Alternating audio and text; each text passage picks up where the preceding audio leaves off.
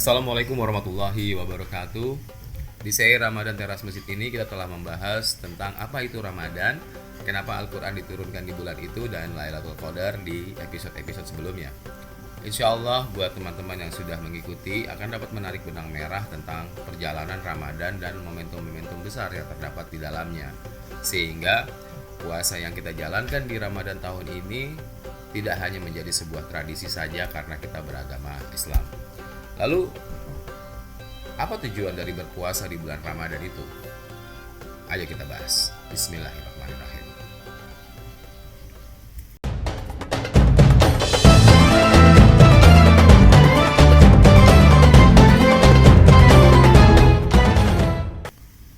A'udzubillahi minasyaitonirrajim. Bismillahirrahmanirrahim. Ya ayyuhalladzina amanu kutiba alaikumusiyam kama kutiba alal ladzina min qablikum la'alakum tattaqun. Yang artinya, hai orang-orang yang beriman, diwajibkan atas kamu berpuasa sebagaimana telah diwajibkan kepada orang-orang sebelum kamu agar kamu bertakwa.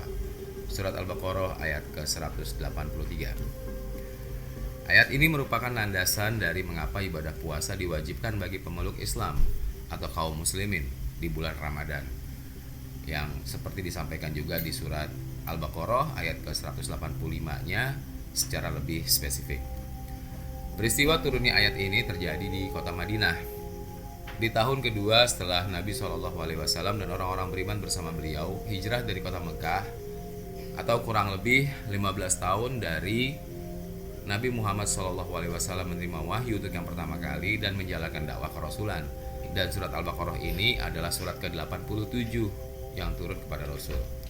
Sehingga kita bisa simpulkan bahwa nuzul Quran dan Lailatul Qadar itu lebih dulu terjadi di bulan Ramadan sebelum perintah puasa ditetapkan. Ini merujuk kepada urutan turun ayatnya. Bila dikaitkan dengan kondisi Ramadan, turunnya Al-Quran dan Lailatul Qadar sebelumnya, maka posisi perjalanan Nabi SAW dan orang-orang beriman saat itu sudah sangat paham dengan kondisi rahmatnya yang dihadapi di kota Mekah. Sudah akrab dengan bacaan Al-Quran dan sudah pede dengan qadar Allah. Sedangkan kondisi sebaliknya justru dialami oleh posisi orang-orang yang menolak dakwah Rasul SAW, baik secara sadar maupun terpaksa dengan ayat-ayat Al-Quran yang berangsur-angsur Allah turunkan. Kondisi mereka yang menolak malah semakin terbakar dengan panasnya Ramadan, semakin sakit dan putus asa. Kemurnian Rasul SAW membacakan ayat-ayat Al-Quran membuat mereka tersinggung dan sekaligus mengancam posisi mereka. Keburukan yang mereka bungkus selama ini terbongkar dengan bacaan Al-Quran, sehingga mereka pun bereaksi, mempersekusi Rasul dan pengikutnya, membungkam keimanan tauhid mereka kepada Allah, bahkan berupaya membunuh Rasul SAW. Namun, Rasul dan orang-orang beriman bukan menjadi lemah dengan aksi mereka, malah semakin kuat. Dan ini membuat Quraisy, ahli kitab, dan kalangan masyarakat sampai para budak yang menolak itu pun bersatu, menggalang kekuatan, menjadikan Rasul dan pengikutnya musuh bersama bagi mereka. Tapi apa yang membuat Rasul dan orang-orang beriman malah semakin kuat berdaulat dengan keimanan mereka kepada Allah? Ya, yang membuat Rasul dan orang-orang beriman semakin kuat berdaulat dengan keimanan mereka kepada Allah adalah sadar akan qadar Allah. Sekali lagi, tumbuhnya kesadaran akan qadar Allah itu yang membuat orang-orang beriman yang bersama Rasul itu menjadi kuat. Sebagaimana yang disampaikan dalam salah satu ayatnya, Lailatul Qadri khairum min alfi syahrin. Malam yang dibatasi itu lebih baik daripada 1000 bulan atau kurang lebih 83 tahun. Mereka selalu dapat berjumpa dengan malam Qadar itu sampai Allah perintahkan mereka untuk berhijrah dan keluar dari kondisi di kota Mekah tersebut. Lalu apakah Quraisy dan kelompok kriminal bersenjatanya berhenti memerangi Rasul dan pengikutnya meski mereka berada di Madinah? Tentu saja tidak. Turunlah perintah Allah untuk berjihad kepada orang-orang beriman bersama Rasul SAW, dan pertempuran besar perang Badar pun terjadi. Allah takdirkan kemenangan bagi Rasul SAW dan orang-orang beriman. Namun, menariknya adalah justru di saat-saat merasakan kemenangan gemilang itu, Nabi SAW menerima wahyu untuk kewajiban berpuasa, sebagaimana isi surat dalam surat Al-Baqarah ayat ke-183 yang tadi disampaikan. Ya ayyuhalladzina amanu kutiba alaikumusiyam. Wahai orang-orang beriman, diwajibkan atas kamu berpuasa. Pada redaksi kalimat pembuka ayat ini menegaskan bahwa Allah telah menetapkan kewajiban kepada orang-orang beriman. Ini yang mesti difahami dengan kalimat kutiba dari akar kata kitab. Loh, bukannya kitab artinya buku? Benar, ini adalah buku kewajiban atau buku ketetapan bagi orang-orang beriman yang harus diletakkan di atas diri mereka bersama keimanan. Mungkin pernah dengar tentang iman kepada kitab, yang merupakan salah satu poin dari rukun iman. Kira-kira begitulah maksudnya. Karena disinilah permasalahan besar yang terjadi dari para ahli kitab. Mereka adalah orang-orang yang membaca kitab sebelumnya, namun tidak ditempatkan di atas mereka. Mereka malah menginjak-injak isi kitab.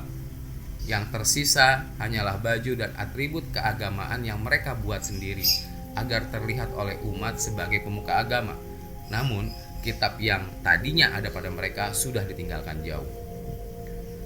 Keadaan seperti ini juga bisa terjadi kepada pemuka-pemuka agama Islam kita.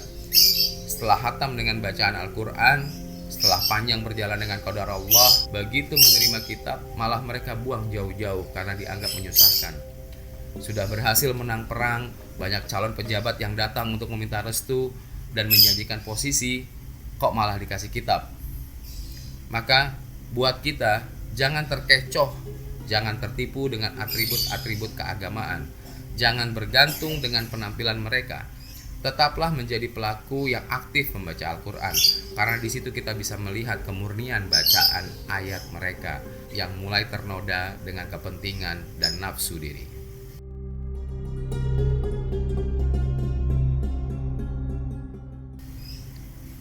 Asyam memiliki unsur arti berpuasa atau menahan diri dari sesuatu. Secara fikih, puasa adalah menahan diri dari sesuatu yang membatalkannya, seperti makan, minum, hubungan intim, dan lain-lain, yang merupakan kategori kebutuhan biologis, dari terbitnya fajar sampai senja atau waktu berbuka atau iftar. Secara tahapan, definisi puasa menurut fikih ini adalah fase awal yang wajib dilalui oleh orang-orang beriman. Tapi, bila kita kaitkan dengan penjelasan-penjelasan sebelumnya di konten ini, dari mulai Ramad, Al-Quran, Al-Qadar, sampai dengan kitab yang baru saja kita jelaskan, tentu persoalannya tidak akan semudah soal sembunyi-sembunyi makan dan minum di warung di waktu siang hari. Di dalam rukun Islam yang 5 perkara, hanya siam atau puasa dan sholatlah yang didampingi atau bersandingan dengan kalimat kitab ataupun kutiba di dalam Al-Quran.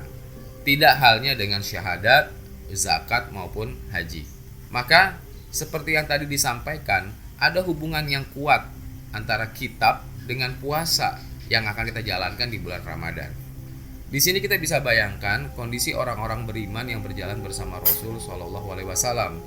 Mereka yang telah kebal dengan kondisi Ramad, sudah mulai banyak bacaan Al-Qurannya, sudah familiar dengan qadar Allah, kemudian berhasil mengalahkan musuh Allah.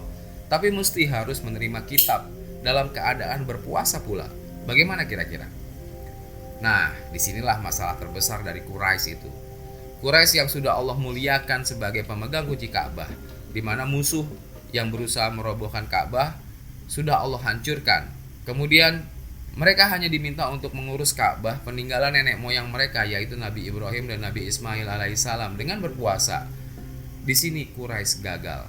Di sini mereka sering batal puasanya. Tidak kuat menahan dengan nafsu biologisnya. Mungkin kita pernah mendengar riwayat saat Nabi mengatakan kepada orang-orang beriman seusai perang Badar, di mana Nabi SAW mengatakan bahwa kita akan menghadapi perang yang lebih besar dari perang ini, yaitu perang dengan diri sendiri atau puasa di bulan Ramadan. Perang yang dimaksud Rasulullah ada kaitannya dengan orang-orang beriman sebagai penerima kitab yang harus menahan diri atau berpuasa. Kama kutiba alal ladzina min qablikum, sebagaimana orang-orang sebelum kamu. Pada bagian kalimat ini penjelasan sederhananya adalah Allah memberikan contoh orang-orang yang berhasil memegang kitab dengan berpuasa. Mungkin kita pernah mendengar tentang puasanya Nabi Daud yang berhasil mengalahkan Jalut dan kemudian menjadi raja di Palestina. Saat menjadi raja, Nabi Daud sebagai pemegang kitab Jabur justru berpuasa, yang kemudian melahirkan Nabi Sulaiman alaihissalam. Atau puasanya Nabi Zakaria yang kemudian melahirkan Nabi Yahya, atau puasanya Maryam yang kemudian melahirkan Nabi Isa al-Masih alaihissalam, pemegang kitab Injil. Mereka adalah hamba-hamba Allah yang kuat memegang kitab ketauhidan sampai ajalnya menjemput. Inilah desain puasa yang Allah mau programkan kepada Rasulullah SAW dan orang-orang beriman. Di posisi Rasul SAW sudah terbukti beliau berhasil melahirkan Abu Bakar As-Siddiq, Umar bin Khattab, Utsman bin Affan, Ali bin Abi Thalib, Bilal bin Rabah, dan lain-lain. Orang-orang yang kuat memegang Al-Quran dan menyebarluaskannya lintas ruang dan waktu di seluruh bumi. La'alakum tattaqun, agar kamu bertakwa. Bagian kalimat ini menjelaskan tentang tujuan dari kitab puasa, yaitu agar kamu bertakwa. Secara fikih, takwa didefinisikan sebagai menjalankan perintah Allah dan menjauhkan larangannya. Sedangkan secara bahasa, takwa berasal dari akar kata waqaya yang memiliki unsur arti antara lain memelihara dan takut. Jadi, kitab puasa yang Allah perintahkan kepada orang-orang beriman bertujuan agar kita masuk ke dalam program pemeliharaan Allah, menjadi takut bila tidak mampu melaksanakan segala perintahnya dan menjauhkan larangannya. Inilah tujuan dari misi puasa kita, menjadi orang-orang yang terpelihara keimanan dan badannya, sehat iman dan badannya, seperti yang Rasul katakan dalam sebuah hadisnya, "Shaumu tasihun, berpuasalah kamu agar kamu sehat." Bukanlah hal yang penting di mata Allah bagi manusia mampu mengalahkan musuh-musuhnya dalam segala hal, tapi yang terpenting adalah mampu menahan diri atau puasa agar tetap di dalam pemeliharaan Allah atau takwa. Menjadi orang-orang yang takut bila keimanannya kepada Allah tidak terpelihara dan menjadi rusak atau hilang. Sebagaimana yang Allah sampaikan di dalam Al-Quran, surat Al-Hujurat ayat yang ke-13.